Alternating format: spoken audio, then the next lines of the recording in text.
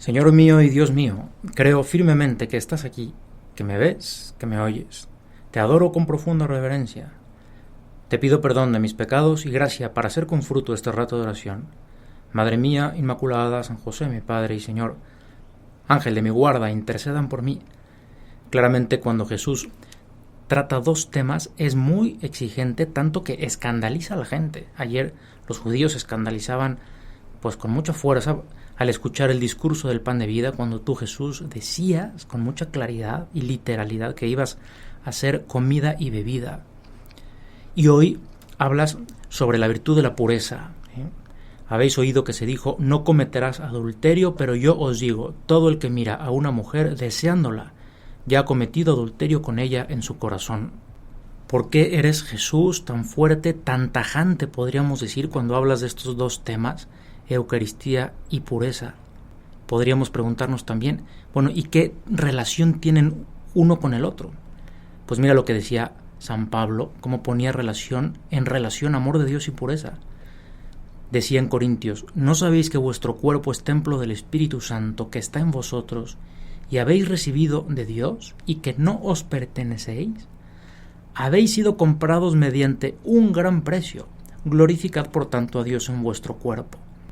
Todas las virtudes que vivimos los cristianos son las virtudes de los hijos de Dios, pero especialmente esta, de la santa pureza, es la virtud de un hijo de Dios. Solamente desde la verdad de las cosas el hombre se puede situar y establecer relaciones auténticas con los demás. Bueno, pues nuestra verdad más íntima es que somos hijos de Dios y por tanto que no nos pertenecemos, como dice San Pablo. O sea, no somos individuos aislados. Somos también miembros de Cristo. Somos también templos del Espíritu Santo. O sea, no nos pertenecemos en este doble sentido. O sea, Cristo vive en mí y soy templo del Espíritu Santo. ¿Esto qué significa? Bueno, que si en el Antiguo Testamento se adoraba a Dios en el templo de Jerusalén y quien no lo hiciera pues era un idólatra, pues ahora llega nuestro Señor y explica que llega la hora en que ni en este monte ni en Jerusalén adoraréis al Padre, sino en el templo de su cuerpo. O sea, adoramos al Padre en la Eucaristía, pero adoramos al Padre también en el cuerpo del cristiano. O sea, el nuevo templo para adorar a Dios es el cuerpo del cristiano. Te vuelves puro, dice San Agustín, no por ti mismo, sino por Él que viene a habitar en ti. Existe una estrecha conexión entre la blancura de la hostia, convertida en el cuerpo de Cristo, y la pureza, como decimos en la misa, la ofrenda pura, inmaculada y santa. Es el don total de Cristo, el don de su persona en la comunión. La castidad es también un auténtico don de sí, tanto en el matrimonio como en el celibato. Es que da igual. Claro que no da igual en sus manifestaciones concretas, pero sí en la actitud de fondo. Es una expresión de libertad humana destinada al don de uno mismo, porque nadie puede darse si antes no se posee. Es muy significativo que San Juan Pablo II relacionara el don de piedad y la virtud de la pureza.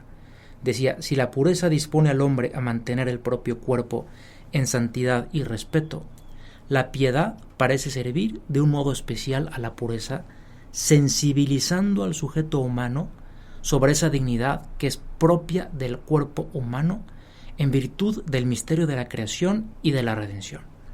Bueno, son palabras profundas, pero que nos hacen un poquito entender que el don de piedad nos da el don de respeto a lo sagrado. O sea, la pureza es la gloria de Dios en el cuerpo, de modo particularmente misterioso e inefable cuando recibo a Jesús real y sustancialmente presente en la Sagrada Eucaristía. Bueno, pues vamos a pedirle al Señor, Jesús, dame esta sensibilidad. Recuerdo una película que vi de niño, muy tonta la verdad, algo así como qué perra suerte, y en ella había un hombre muy sensible al piquete de abeja, era un poco de broma, y al final lo pican las abejas y uno se empieza a inflar como un globo. Bueno, pues es que tenía mucha sensibilidad en su piel. Bueno, pues Jesús, dame esa sensibilidad como la piel de un niño. La Eucaristía exige en efecto una cierta pureza. La podemos pedir así también cuando el sacerdote eleva la hostia al momento de ser consagrada. Señor, dame vida limpia, como esa hostia, blanca.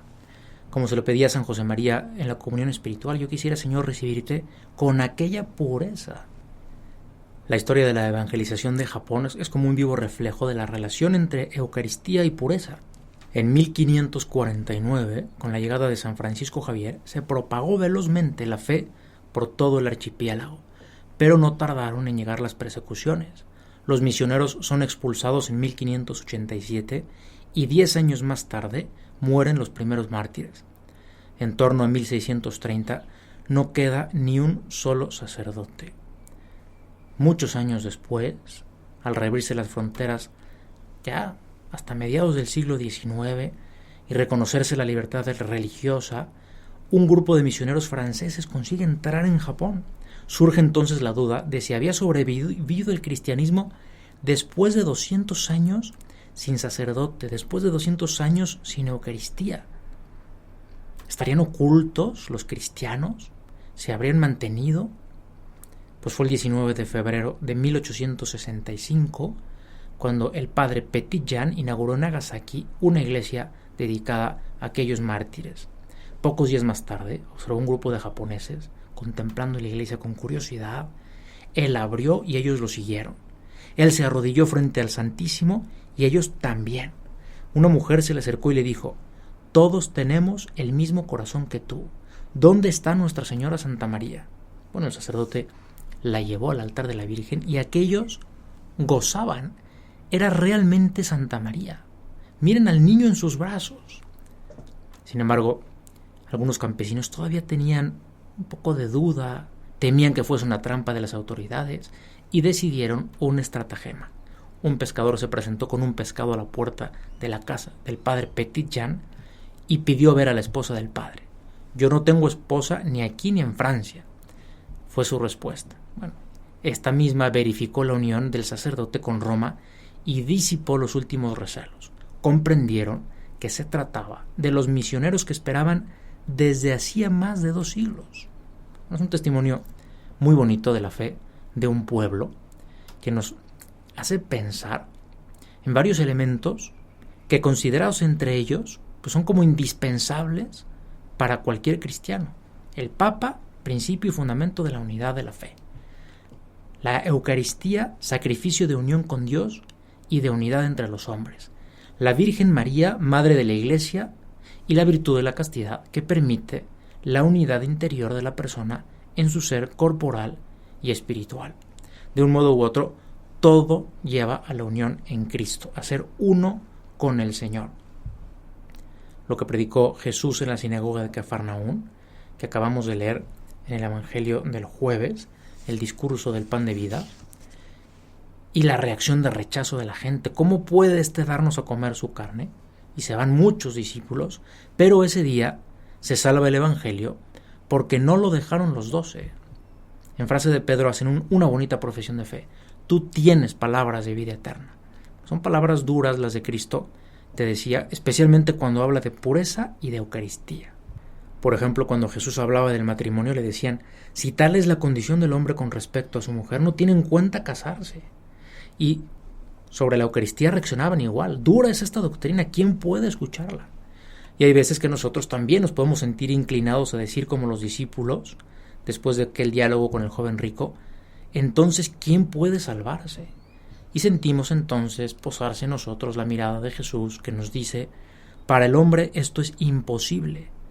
Para Dios, sin embargo, todo es posible. Estamos en manos de la misericordia de Dios para lograr llegar a amar y a ser amados de verdad. Como decía un santo, para aprender a amar, que no se deje el hombre arrastrar por los impulsos de la carne y para que no le prenda la concupiscencia, que ponga todo su afecto en la dulce paciencia en la carne del Señor. Esta fuerza de la carne del Señor se manifiesta en el don misericordioso de la Eucaristía. La pureza es un don de Dios que hay que pedir. La mejor oración que rezar es ya en sí abrir el corazón y en sí mismo es un acto de pureza, es decir, ten piedad de mí, Señor. Me refugio a la sombra de tus alas. A la sombra de tus alas escóndeme. Hay que pedirla porque Dios concede la santa pureza cuando se pide con humildad. Ya lo decía San José María. Terminamos acudiendo a la Virgen. Madre, consíguenos de Jesús esa virtud que necesitamos tanto para poder amar y ser amados de verdad. Y te doy gracias, Dios mío, por los buenos propósitos, afectos e inspiraciones que me has comunicado en esta meditación. Te pido ayuda para ponerlos por obra. Madre mía Inmaculada, San José mi Padre y Señor, Ángel de mi guarda, intercedan por mí.